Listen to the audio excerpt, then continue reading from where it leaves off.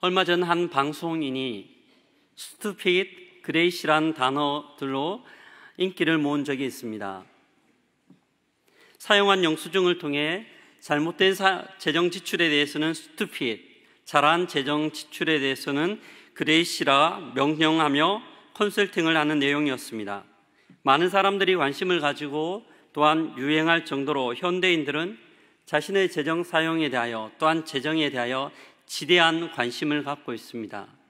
그도 그럴 것이 우리가 살아가는 삶의 연장에는 돈이 없으면, 재정이 없으면 살아갈 수 없기 때문입니다. 하루아침 일어나서 하루를 살아가며 많은 대화들 중 상당수가 또한 돈과 재정에 대한 내용이기도 합니다.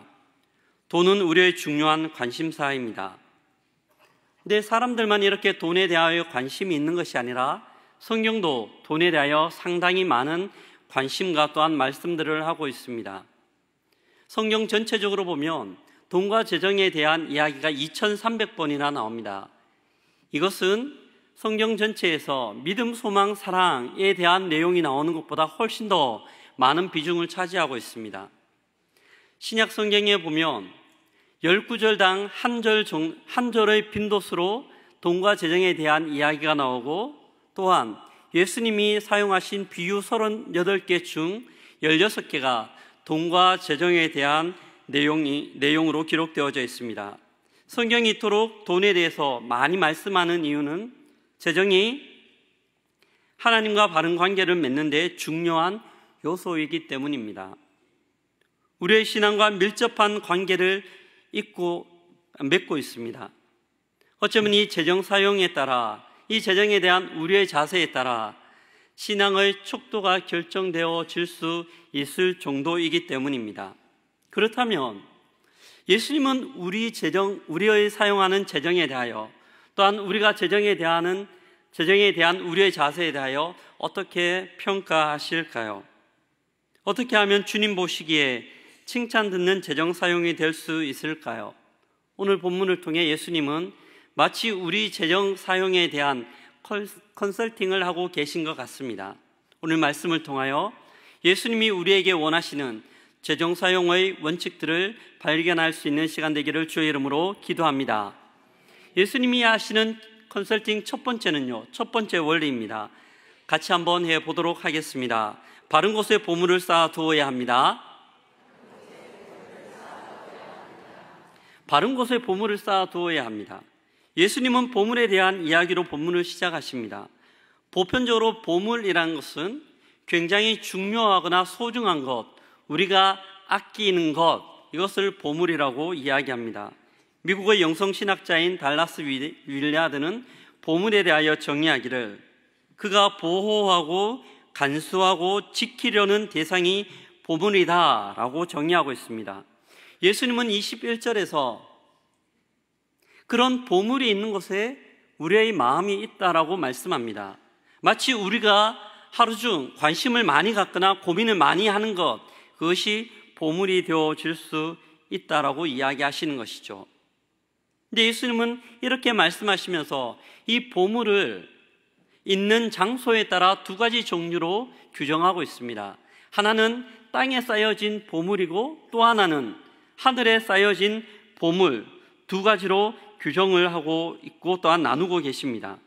하늘에 있는 것을 또한 긍정적으로 평가하시며 우리의 보물을 땅이 아니라 하늘에 쌓을 것들을 권면하고 계시죠.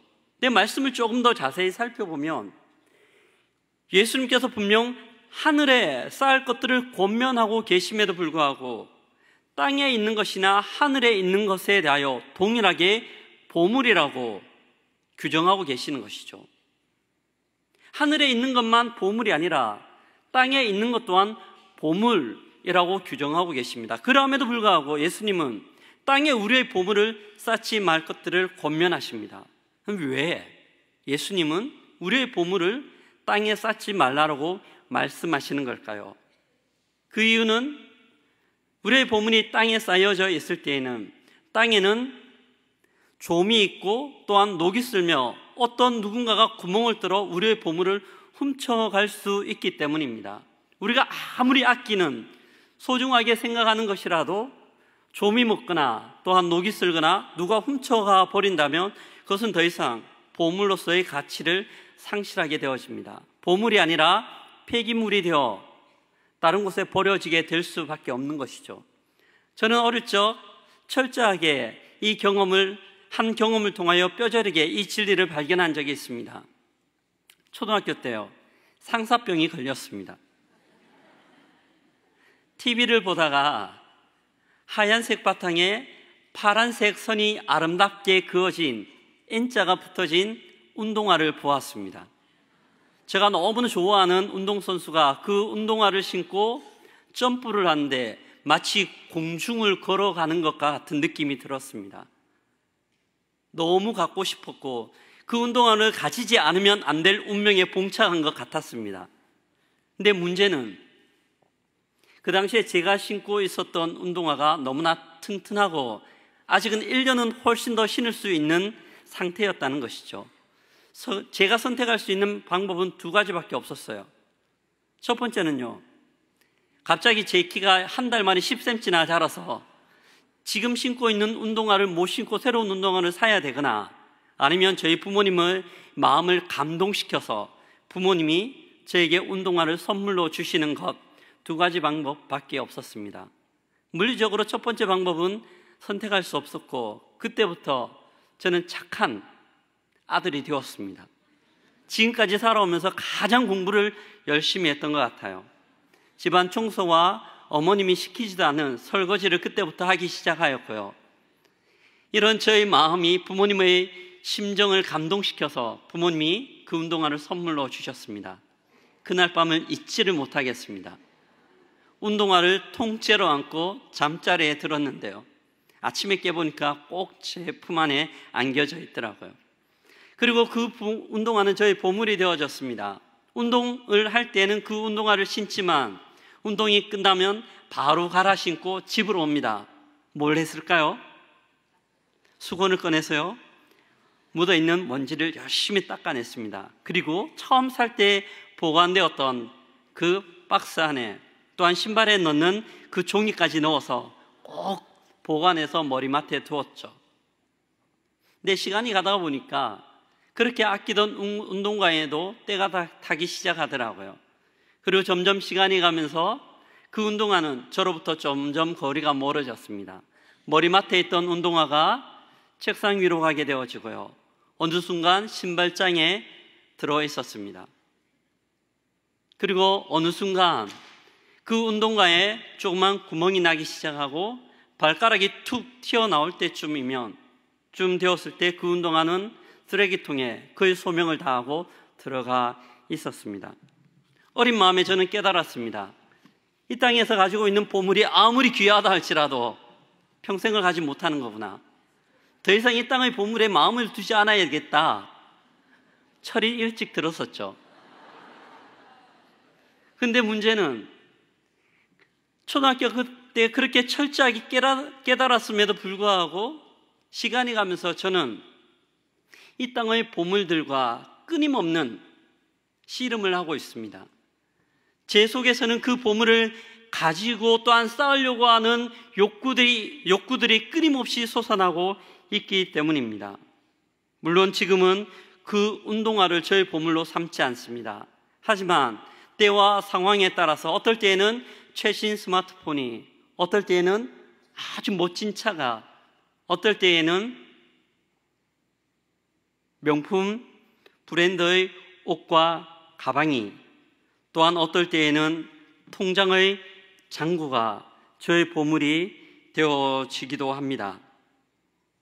우리 한 번쯤은 다 그런 경험이 있을 거예요. 가게 앞을 지나다가 너무나 쏙 드는 물건을 한번 보게 되어집니다. 그러면 어떻습니까? 하루 종일 그게 생각나죠. 그러면 다시 그 가게 앞으로 가게 되어집니다. 두세 번 이것을 반복하다가 보면 그 가게 앞에 진열되어져 있는 그 물건이 우리에게 말을 하는 것 같아요. 주인님, 저를 집으로 좀 데려가 주세요. 주인님, 저를 집으로 좀 데려가 주세요. 빨리 사지 않으면 누군가가 사가 버릴 것 같은 강박이 들기도 합니다. 우리가 고민하고 쌓아두려는 상당수는 언젠가 쓰레기통으로 들어갈 수밖에 없는 운동화 같은 운명임에도 불구하고 우리는 계속해서 그 보물들을 쌓으려는 노력들을 하고 있죠. 그것을 알면서도 끝까지 땅에 보물을 쌓으려고 하는 의도는 무엇일까요? 아마 그것은 그 보물이 주는 안정감, 그 보물을 통해 인정받으려고 하는 욕구들일 것입니다. 쌓아두면 쌓아둘수록 우리를 보호해 줄 수 있다는 거짓된 기대입니다. 나의 필요 이상을 가지려고 하는 습성에 대하여 성경은 그것을 탐욕이라고 말씀하고 있습니다. 문제는 한번 이렇게 우리의 마음속에 깊이 뿌리 내린 탐욕이란 것이 쉽사리 만족하지도 않을 뿐더러 또한 걷잡을 수 없이 퍼져간다는 것입니다. 그래서 주님은 누가복음 12장 15절에서 말씀합니다. 모든 탐심을 물리치라. 모든 탐심을 물리치라. 사람의 생명이 그 소유의 넉넉한 데 있지 아니하니라 말씀합니다. 진정한 기쁨은 또한 만족과 평안함은 하늘에 쌓은 보물로 인해 주어짐을 고백합니다. 아멘. 두 번째, 예수님께서 우리의 재정과 또한 우리의 재정에 대한 마음에 대한 컨설팅을 하면서 두 번째 가르쳐 주시는 원리인데요, 같이 한번 해보도록 하겠습니다. 바른 주인을 섬겨야 합니다. 바른 주인을 섬겨야 합니다. 예수님은 어디에 보물을 둘 것인지에 대한 말씀을 하고 난 다음 계속해서 두 번째로 누구를 섬길지에 대해서 말씀하고 계십니다. 예수님은 섬김의 후보로 하나님과 재물을 언급하십니다. 재물을 마치 하나님의 경쟁자로 표현하고 계시는 거죠. 말씀을 준비하며 예수님이 하나님과 재물을 대등한 위치에 두고 있음에 적잖이 놀랐습니다. 우상숭배가 만연하였던 시대에 마치 바알과 아세라를 언급하셨다라면, 아니면 로마의 대황제를 언급하셨다라면 어느 정도 이해가 될 것 같아요. 그런데 예수님은 하나님과 대등한 위치에 재물을 두며 재물을 우리의 신이 될 수 있다라고 경계하고 계시는 거죠. 혼자 이 말씀을 곰곰이 묵상하며 돈과 재물이 가지고 있는 확연한 신적 특징들을 몇 가지 발견할 수 있었습니다. 그 첫 번째는요, 돈의 수명은 우리의 인생보다 깁니다. 어쩌면 거의 영구적입니다. 두 번째는요, 돈은 상당한 영향력을 갖고 있습니다. 사람들을 움직이기도 하고 불가능한 것들을 가능하게 만들기도 합니다. 모든 사람 앞에 평등하다고 이야기하는 법이 돈의 유무에 따라 유전무죄가 될 수도 있고 무전유죄가 될 수 있다라고 이야기하는 것이 현 시대에 우리가 살아가고 있는 시대의 모습이기 때문입니다. 셋째로, 돈은 하나님이 주시는 안정감과 평안함, 행복 등을 줄 수 있다고 믿게 만듭니다. 우리가 돈을 섬길 때 우리의 이성과 상식은 마비되어집니다. 요즘 많이 대중매체에 나오는 갑질, 바로 그런 것 아닙니까? 돈을 갖고 있기 때문에, 돈을 우상으로 섬기고 있기 때문에 이성과 상식이 마비되어집니다.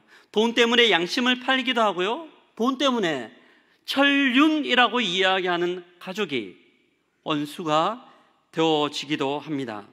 돈이 우상이 된 우리 사회의 한 단면입니다. 이처럼 신적 능력을 가진 돈은 어느새 주인의 자리에 앉아 있습니다. 오늘날 우리는 전방위적으로 만몬의 강력한 유혹을 받고 있습니다. 너무나 강력한 나머지 끈끈하기도 합니다. 뿌리치기가 너무 쉽지 않습니다. 그러면서도 재물과 하나님을 겸하여 섬길 수 있다는 거짓된 속삭임을 우리의 귀 가운데 되뇌이고 있습니다. 하지만 예수님은 너무나 단호하게 말씀합니다. 절대로 하나님과 재물을 겸하여 섬길 수 없다라고 말씀하십니다. 그 예로 마가복음 10장을 이야기하시는데요. 10장에 보면 한 부자 청년 이야기가 나와요. 어느 부자 청년이 예수님을 찾아옵니다. 그리고 예수님께 질문을 하죠. 예수님, 어떻게 해야 우리가 영생을 얻을 수 있습니까? 이 질문에 대하여 예수님께서 야, 그러면 네가 사랑과 관련된 5제부터 10제까지 10계명을 철저하게 지켜.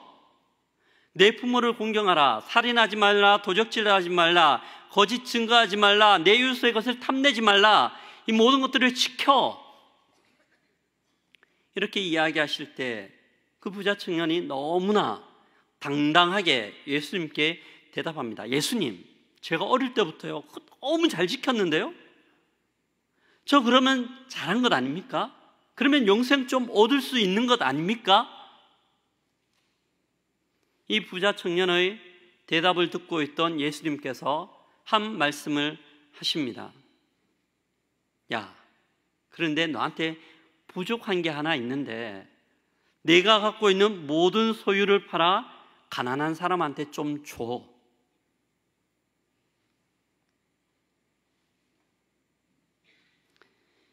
예수님의 이 말씀에 부자 청년은 갑자기 심각해집니다. 조금까지 너무나 당당하였던 이 부자 청년이 할 말을 잃고 뒤를 돌아서게 되어집니다. 그 모습에 대하여 마가복음 10장 22절은 이렇게 표현하고 있습니다. 같이 한번 읽어보도록 하겠습니다. 그 사람은 재물이 많은 거로 이 말씀으로 인하여 슬픈 기색을 띠고 근심하여 가니라. 그 사람은 재물이 많은 거로 이 말씀으로 인하여 슬픈 기색을 띠고 근심하여 돌아갔다라고 성경 기자는 우리에게 가르쳐 주고 있습니다. 부자 청년은 영생에 대한 관심도 있었고요, 철저하게 율법의 요구에 순종할 만큼 하나님을 섬겼습니다. 하지만 하나님과 돈이라는 두 개의 선택 가운데 섰을 때 그는 너무나 주저하게 되어집니다. 하나님을 사랑한다는 그의 말은 재물 앞에서 허언이 되어지는 것입니다. 예수님의 비유는 재물이 우리에게 전혀 필요 없다는 의미도 아닐 것이며, 또한 모든 것들을 팔아 가난한 사람에게 주고 너 또한 가난해져라는 말씀은 더더욱이나 아닐 것입니다. 이미 우리가 아는 것처럼 예수님의 이 말씀은 우선순위에 대한 가르침입니다. 주님이 우리를 다스리기 시작하실 때, 주님이 우리의 주인이 되기 시작하실 때 돈은 우상이 아니라 다스림의 대상이 됩니다. 중요한 것은 우리 마음의 자세와 우리가 어디에 집중하고 있는가입니다. 제가 어릴 적 운동화에 그렇게 목매었던 이유를 그때는 몰랐습니다. 하지만 지금은 조금은 알 것 같습니다. 그토록 갖고 싶었던 운동화는 운동화가 아니라 그 신발이 주는 느낌이었습니다. 재정이 주는 안정감, 힘, 성공, 행복, 기대입니다. 하지만 이것은 달콤한 거짓말입니다. 하나님은 재물에 빼앗기고 세상의 유혹에 요동치는 우리의 마음이 오직 주님께만 집중되기를 원하십니다. 그렇다면 어떻게 우리의 마음이 주님께 집중할 수 있을까요? 이게 너무너무 중요한데요. 어떻게 우리의 요동치는 마음, 세상의 그런 달콤한 유혹들 가운데 모든 것들을 뿌리치고 주님께 집중할 수 있을까요? 주님을 주인으로 모실 수 있을까요? 예수님의 세 번째 컨설팅입니다. 같이 한번 해보겠습니다. 염려 대신 하나님을 신뢰해야 합니다. 염려 대신 하나님을 신뢰해야 합니다. 예수님은 앞에서 하신 말씀에 대한 결론격으로 염려하지 말 것들을 우리에게 명령하십니다. 돈을 섬기는 이유들 중 모든 것들을 종합해보면 한 가지로 딱 모아지는데요, 그것은 염려입니다. 우리는 목숨을 위하여, 몸을 위하여 무엇을 먹을까, 무엇을 마실까, 무엇을 입을까 날마다 걱정하고 염려하며 살아갑니다. 여러분도 이런 염려들 많이 하지 않습니까? 직장 다니시는 분들 보면요, 평생 은퇴하실 때까지 점심시간마다 고민하세요. 무슨 고민하십니까? 뭐 먹지? 이 고민하시는 거예요. 또한 우리 여성분들 여러분 어떤 일이 있을 때 외출하려고 할 때 옷장문을 열 때마다 고민하지 않습니까? 옷장 가득 걸려져 있는 그 옷을 바라보며 입을 옷 없네 라고 이야기하며 고민합니다. 이것이 우리의 모습이죠. 어쩌면 우리는 이런 염려들을 없애기 위하여 돈을 쌓아둡니다. 돈을 쌓아두면 일정 부분 우리의 염려들이 없어질 수도 있기 때문입니다. 돈이 갖고 있는 영향력이 분명히 있거든요. 하지만 아무리 돈을 많이 쌓아둔다 하더라도 그 돈이 가지고 있는 치명적인 약점이 하나 있습니다. 그 약점에 대해서 예수님은 27절에 이렇게 말씀하시는데요, 같이 한번 읽어보도록 하겠습니다. 누가 염려한다고 해서 키를 한 자나 더할 수 있느냐? 누가 염려한다고 해서 그 키를 한 자나 더할 수 있느냐? 반어법이죠. 그럴 수 없다라고 이야기하시는 거예요. 우리가 아무리 염려한다고 해서 우리의 키를 한 자나 더할 수 없다는 것이죠. 최근 저희 집에서는 중대한 프로젝트가 하나 진행되어지고 있습니다.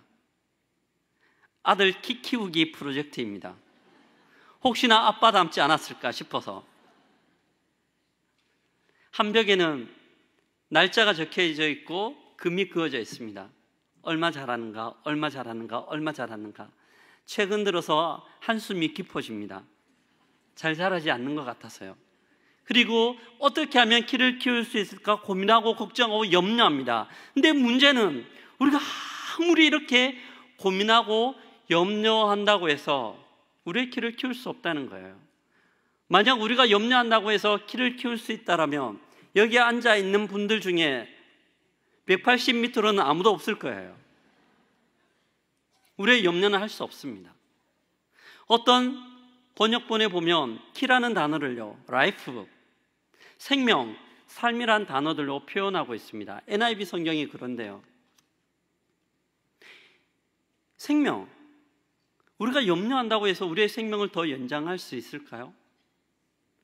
우리가 사는 삶의 모습들을 보면요, 아무리 돈이 많은 사람도 또한 아무리 가난한 사람도 하루의 시간을 살아갑니다. 그리고 그 하루를 살아갈 수 있는 비결은 우리가 호흡을 하기 때문이죠. 우리가 의식해서 호흡하려고 하는 것 전혀 아닙니다. 앉아 계시면서 자연스럽게 호흡하고 계시죠. 이게 우리예요. 누구나 다 할 수 있는 겁니다. 근데 제가 가끔씩 신방을 하다가 보면 중환자실을 가게 되어집니다. 거기에 계신 분들을 보면 산소 마스크를 끼고 호흡 한 번 하는 게 너무나 고통스럽고 힘겹게 느껴집니다. 우리가 노력한다고 해서 아무리 돈이 많다고 해서 절대 우리의 생명을 우리가 우리의 임의대로 더 연장시킬 수 없는 것, 이것이 돈이 갖고 있는 치명적인 약점이죠. 또한 우리가 염려한다고 해서 할 수 없는 우리의 한계치입니다. 피조물의 한계이죠. 예수님은 누가복음 12장에서 한 부자를 통해 이런 한계들에 대해서 너무나 잘 설명해 주고 있습니다. 누가복음 12장에는요, 한 부자가 있었는데 어느 해 너무 큰 풍년이 들었어요. 많은 수확물을 쌓아두려고 하니까 지금 갖고 있는 창고가 너무나 작았습니다. 그래서 심중에 생각을 해요. 그래, 이렇게 많은 곡식이 있으니 지금 있는 거 다 허물어버리고 훨씬 더 크게 짓고 거기 차곡차곡 다 쌓아두고 몇 년 동안 편하게 먹고 즐기며 놀자. 내 영혼아, 먹고 즐기고 놀자라고 이야기를 합니다. 그때 주님께서 말씀하시죠. 오늘 밤 내가 내 영혼을 취하게 되어진다면 그 모든 것이, 그 쌓아두었던 땅의 재물들이, 그 보화들이 누구의 것이 되겠느냐? 말씀합니다. 그러면서 21절에서는요, 자기를 위하여 재물을 쌓아두고 하나님께 대하여 부요하지 못한 자가 이와 같으니라 말씀합니다. 우리에게 필요한 것은요, 염려 대신 주님을 주인으로 섬기며 살아가는 것입니다. 하나님은 나를 책임지십니다. 우리의 모든 것들을 책임지십니다. 우리에게 필요한 것은 우리를 위해 쌓아두는 것이 아니라 하늘에 나는 새보다 들에 핀 백합화보다 우리가 더 중요하다고 생각하시는 그 주님을 주인으로 모시고 철저하게 순종하며 쫓아가는 것인 줄 믿습니다. 우리를 먹이시고 입히시는 하나님을 신뢰하는 것입니다. 이것을 마음으로 믿고 삶으로 고백하는 것이 성도이죠. 성도가 누구입니까? 세상의 수많은 유혹들, 그 유혹들로부터 귀를 닫고 오직 주님이 우리 삶의 주인이심을 철저하고 너무나 명확하게 인정하며 그 주님을 향하여 우리의 시선을 고정하고 세상이 뭐라 하든 뚜벅뚜벅 주님과 함께 걷는 것입니다. 하나님을 주인으로 섬기며 또한 고백하는 그 성도는요, 어떻게 살아가냐 하면요, 오늘 우리가 읽지는 않았지만 33절에 나오는 것처럼 너희는 먼저 그의 나라와 그의 의를 구하라. 너희는 먼저 그의 나라와 그의 의를 구하라. 이 말씀 붙들고 살아가는 겁니다. 돈이 나의 삶을 책임지는 것이 아니라 하나님이 나의 삶을 책임진다는 믿음이 있는 성도의 고백입니다. 그렇기 때문에 보물은 땅에 쌓는 것이 아니라 하늘에 쌓는 것입니다. 미래를 위하여 통장에 차곡차곡 저금하는 것 중요합니다. 너무너무 중요합니다. 하지만 그보다 더 중요한 것은 주님의 마음이 있는 그곳, 주께서 우리에게 감동 주시는 그를 향하여 우리의 재물과 우리의 보물들을 흘러보내는 것입니다. 그것이 바로 하늘의 보물을 쌓는 비결이기도 합니다. 예수님은 부지 중에 냉수 한 그릇, 부지 중에 음식을 제공한 그를 바라보며 착하다고 칭찬하시며 그의 모습이 하늘의 보물을 쌓는 모습이라고 말씀하고 계십니다. 이웃을 섬기고 나누는 것이 하늘의 보물을 쌓아두는 방법입니다. 자기를 위해 이 땅에 쌓아두는 것이 아니라 하나님이 사랑하는 지체들을 위해 나누는 것이 하늘의 보물을 쌓아두는 방법입니다. 하나님이 기뻐하시는 곳에 자기의 시간과 에너지, 물질을 드리는 것이죠. 이런 사람은 영원한 것과 영원하지 않는 것들을 구분하는 지혜가 있습니다. 참다운 삶의 만족이 소유에 있는 것이 아니라 가치 있게 흘러보내는 것에 있다는 것을 깨닫습니다. 소유를 향한 집착에서 자유하게 되어집니다. 내일을 위하여 쌓아두는 것에 대한 염려로 하루하루를 고달프게 살아가는 것이 아니라 그날 주신 은혜로 말미암아 하루하루를 감사하게 살아갈 수 있습니다. 이것이 하나님 나라의 삶의 방식이며 이것이 하나님 나라를 살아가는 이 땅의 경제의 원리와는 전혀 다른 하나님 나라의 원리라고 말씀은 우리에게 가르쳐 주고 있습니다. 하늘에 쌓기 위하여 흘러보내는 것은 낭비가 아닙니다. 이것은 하나님 나라의 투자입니다. 때가 되었을 때 주께서 우리를 위하여 30배, 어떨 때에는 60배, 또 어떨 때에는 100배로 우리에게 갚아주시는 좋은 투자인 줄 믿습니다. 이 모든 것은 염려 대신 하나님을 향한 신뢰에서 출발할 수 있습니다. 한 가지 이야기를 하며 설교를 마무리할까 합니다.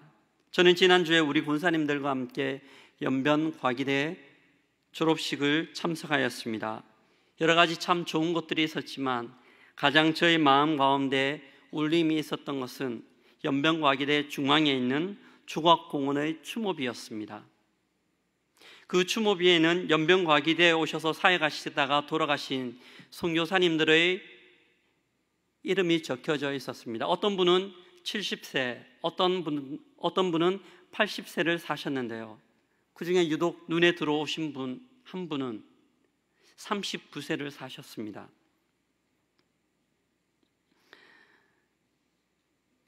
자기가 누릴 수 있는 모든 것들을 뒤로하고 하나님 앞에 자기의 삶을 헌신하고 여기까지 왔는데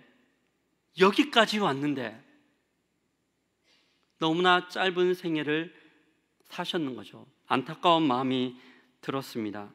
근데 추모비 제일 하단에 적혀있는 성경 구절 한 구절이 저의 마음을 흔들었습니다. 시편 23편의 한 부분인데요, 내 잔이 넘치나이다. My cup overflow. 나의 잔이 넘치나이다. 세상 사람들이 보기에는 안타깝지만 정작 그의 인생은 잔이 넘치는 인생이었습니다. 세상의 법칙으로는 실패한 인생이었지만 어떻게 그 인생은 넘치는 인생이 될 수 있었을까? 혼자 고민하며 그 추모비를 한 바퀴 돌고 있는데 또한 성경 구절 하나가 저의 눈 안에 들어왔습니다. 여호와는 나의 목자시니 The Lord is my shepherd. 여호와는 나의 목자시니, 재물이 그의 인생의 주인이 아닌 목자 되신 하나님이 그의 인생의 주인이셨습니다. 그리고 주인 되신 그 주님과 함께 동행하는 인생이었기에 짧았지만 넘치는 삶이었습니다. 이 땅에서 많은 것을 쌓아둔 것으로 평가하는 세상의 법칙으로는 낙제생이며 실패자입니다. 하지만 자기의 삶을 나누는 것으로 하늘의 보물을 쌓아둔 인생이기에 하나님 나라의 법칙으로는 대박난 인생이었습니다. 아마 하나님은 이렇게 말씀하실 겁니다. 착하고 충성된 종아, 네가 작은 일에 충성하였기에 내 주인의 즐거움에 참여할지어다. 착하고 충성된 종아, 내가 작은 일에 충성하였기에 내 주인의 즐거움에 참여할지어다. 이 땅에서는 비록 남겨둔 것이 별로 없지만 아마 하늘에서는 많은 것들이 쌓여져 있을 것이라 생각되었습니다. 여러분, 우리의 보물 창고에는 무엇이 쌓여져 있습니까? 아니, 우리의 보물 창고는 어디에 있습니까? 하나님 나라의 법칙을 따라 이웃을 향한 사랑과 나눔으로 하늘의 창고를 채우며 주인의 즐거움에 참여할 수 있는 우리 모두가 될 수 있기를 주의 이름으로 기도합니다. 아멘. 제가 한번 기도하겠습니다. 존귀하신 하나님, 은혜를 감사합니다. 이 저녁 우리를 부르시고 말씀을 통하여 우리의 삶을 다시 한번 돌이켜보게 하여 주신 것 감사합니다. 하나님, 우리가 이 땅에 보물을 쌓기 위하여 혈안이 되어진 것이 아니라 하나님 나라의 영원한 썩지 아니하는 것들을 바라보며 우리의 삶을 살아갈 수 있는 하나님 나라의 백성들이 되어줄 수 있도록 도와주시옵소서. 예수님 이름으로 기도드립니다. 아멘.